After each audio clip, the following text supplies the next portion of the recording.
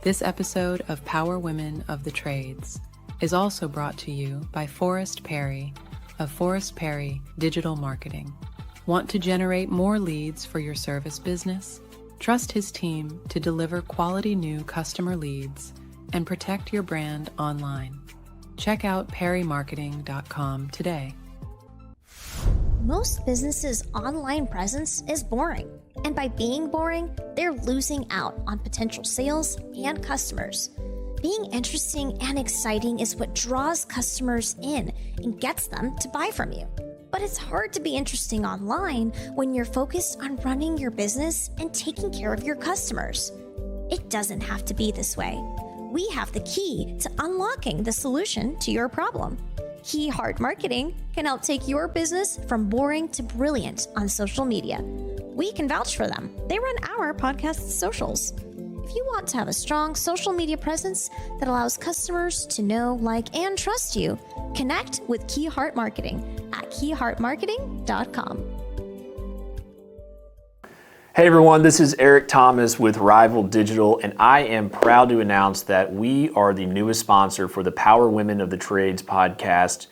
We've been a big fan and supporter of the show for years, and we are just very excited and very honored for the opportunity to now be one of the podcast sponsors. So make sure you check out their page and subscribe to the podcast and listen in on wherever you get your podcast episodes from.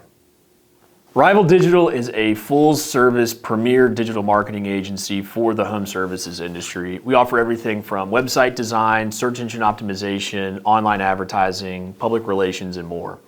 If you're interested in learning more about the services we offer for contractors just like yourself, head on over to rivaldigital.com, and we look forward to chatting with you. Welcome to Power Women of the Trades podcast. This show is all about breaking barriers and changing the game. Our guests will feature some of today's most successful female entrepreneurs and other advocates of our industry as well. Because if there's one thing we know for sure, female-led entrepreneurship drives change on multiple levels. We want to empower women in the trade industry like you so you can maximize your potential, stay balanced, achieve long-term success, and claim ownership over your life. Let's get started. Welcome back to Power Women of the Trades podcast with Cassie and Kaylee. Hey. Today, I feel like it's a whole vibe right now. We're in this freeze across the world. And so, whatever. We don't even know what we're doing at this point. But today we are with Paige Shue with Sustainable Plumbing in North Carolina. How are you doing, Paige? Doing great. Thank you both so much for having me today. Is the weather weird there? Yes, it is definitely weird. And we live on a big hill. It is the last hill left in Concord to still be frozen. Oh, so no. I'm still stuck, but everyone else is doing pretty good out there. But yes, it's definitely been extra cold this year for sure. Yeah, and it's crazy. So we have been frozen. What, Kaylee? It's Friday night. And so we haven't really got above freezing yet. We had a little bit yesterday where we started seeing I heard the CSRs are right behind my office. And so I kept hearing them say, we're starting to have frozen thawed pipes, right? Start coming through. But then it froze again. And then it froze overnight. We had this warning of frozen fog. We're like, well, I said, what in the world is that? So we don't know what we're doing, if we're coming or we're going or what's happening. So, but welcome to the show. Well, thank you so much. I really appreciate it. Cool. Well, tell us a little bit about yourself. So my name is Paige again, and I am the owner of Sustainable Plumbing. We started about 8 years ago now and have slowly been kind of growing ever since. Awesome. So you said where in North Carolina? Concord, North Carolina. It's right outside of Charlotte. Okay, cool. So how, what size of company are we talking? That's always a weird question. How many trucks that's what the guys do. How many trucks are you running? So right now we have 4 trucks running. We have a staff of 7, and we're hoping we'd love to be able to bring 2 to 3 more plumbers on right now. So if anybody is listening in the area and you all know a plumber, please send them our way. We know that for sure. Well, Yes. cool. So what got you into the plumbing life? It was a very long story. We don't even really know how we got here a lot of times, but it all started with my husband. He was working at Lowe's as the plumbing pro. And the plumbing pros are the ones that help plumbers when they come in, get the parts, kind of do all that kind of stuff. And so at the time we were living in Wilmington, and there were a couple plumbers there that would come through all the time. And Nate was like, I'm going to come work with you guys one day. And they were plumbers at the college. And they're like, whatever, you are not coming to work with us. And so over the years, he applied like 3 or 4 times at that point to try to get this plumbing position at the college. And he finally got an interview. I think they were just like, please stop sending us your resume. You're going to get an interview. Right. And so he started working at UNCW. He actually got the job and he started doing small stuff around the college, and then slowly got all of his hours he needed, went and applied for the test, got extra free classes. And at the time I was working in warehousing. I was doing logistics, operations management, driving tractor trailers. And one day he came home and he's like, Paige, I found this ad on Craigslist. We can be subcontractors and we can make over $100,000 a year. And to us, like, that was unheard of, us trying to ever think about making that much money a year. And so we got our business started and we started subcontracting for this water filtration company. And so I would work in the morning from like 2 a.m. to 10 a.m. And then Nate and I would go out the rest of the day, and whatever calls came in, we would go and do all the jobs together. And that's kind of what got us started in the industry. That is probably one of the coolest stories because it's a fun one. It's a fun story. I had literally no clue where we were going on every time when you're talking about like, okay, so first of all, the Lowe's piece is so cool because we have someone that works for us that used to work for Lowe's, and she's a director for us now. And she worked at she was basically like our install coordinator, I think. But anyway, so that's really interesting that he saw the opportunity, then jumped into it. And then, so do you guys do still subcontracting, or did you jump into residential? What happened? Yeah, so we did that for about a year and a half. And then a year and a half in, Hurricane Florence came in and flooded everything. We lost everything and had no insurance on any of it. So we lost all of our work vehicles. We lost our house. And Nate's from Concord, and his parents had an RV in their driveway. And we're like, well, this works out. Like, this RV is looking way better than our house right now. And so we stayed in that RV, and then we started reestablishing ourselves in Concord. And we quickly realized with the subcontracting experience that they were only paying us $500 for an install. Yeah. And so we didn't even have enough money to pay for rentals, like trencher rentals. So we had to do all of the digging. Like, at the time, we didn't know anything about anything. And those Craigslist ads will get you, though. Yes, exactly. You cannot be trusting these Craigslist ads. But I know what you're saying, because like when we got started, we were looking for that opportunity or something. And the example I have is we had this local home builder that they're actually a national home builder. And so most people listening are going to be like, oh, I know exactly what you're talking about. But they wanted us to do the new construction, like the duct work and everything for all of their new homes. Well, by the time when we did the math, like they said they provided all the material, right? And then when we did the math, we were going to make $100. Yes. And we were like, you're joking. Like, absolutely not. And so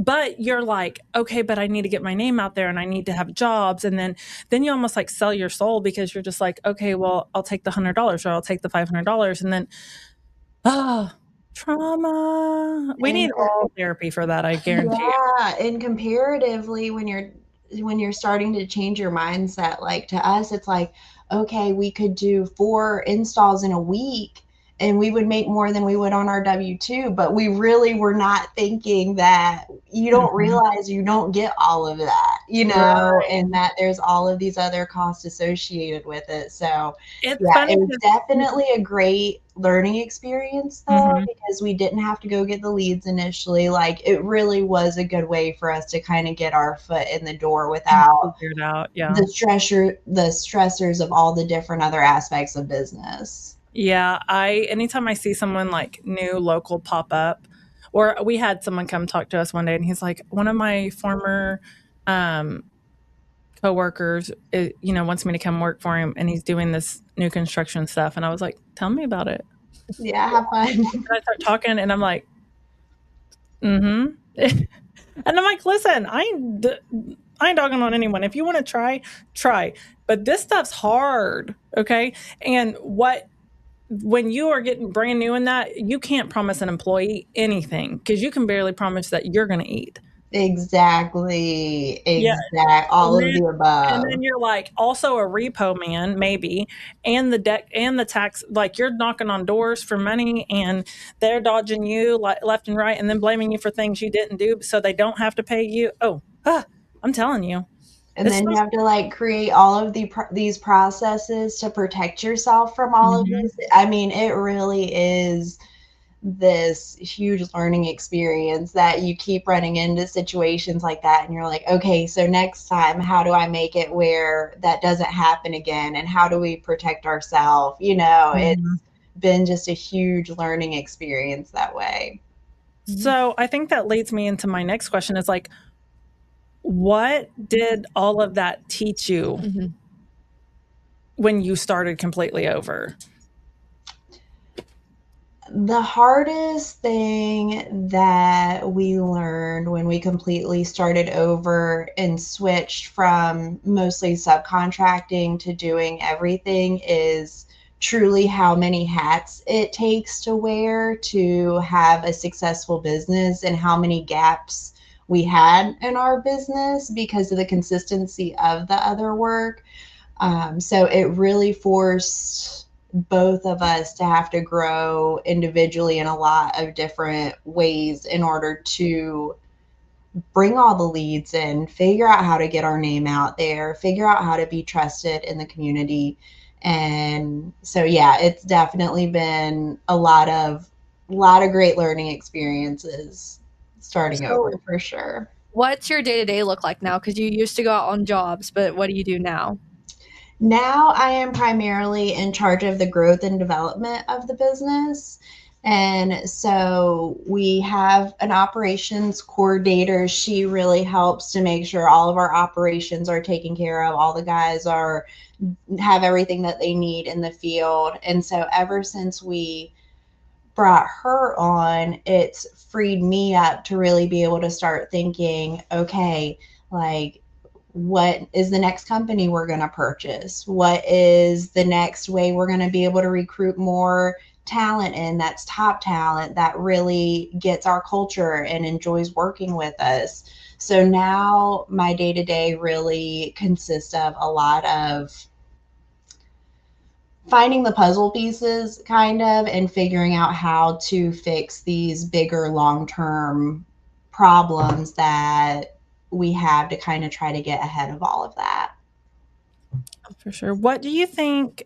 So I think I get asked this question a lot, and I'm always interested to hear everyone's perspective, but what do you think were your first signs that you start doing that every day, where the business is capable of operating and I can hire someone and now I can focus on this. When did you feel like you knew you could do that? I felt like I knew I could do that when I hired somebody who was a lot better at that than I was. Yeah. That was the difference, because Christy, she is just that's her strength, is making sure everything gets done, making sure everybody gets what she needs. So I think just building out that part of the team, because we already have a CSR in place that answers all of our calls and inquiries.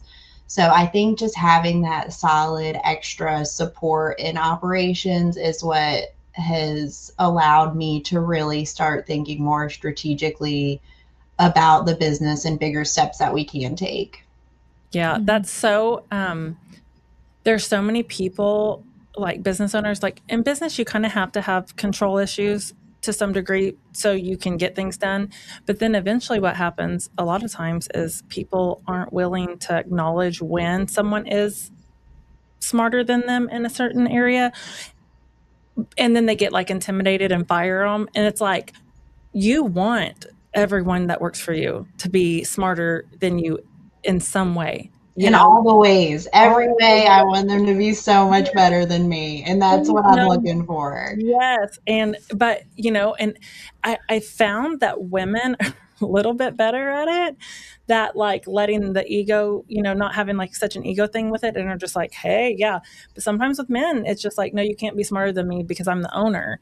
And, I saw a post on social media either yesterday, one of the groups, and it was like an anonymous post, and it's like, what do you do when the problem in your company is your owner?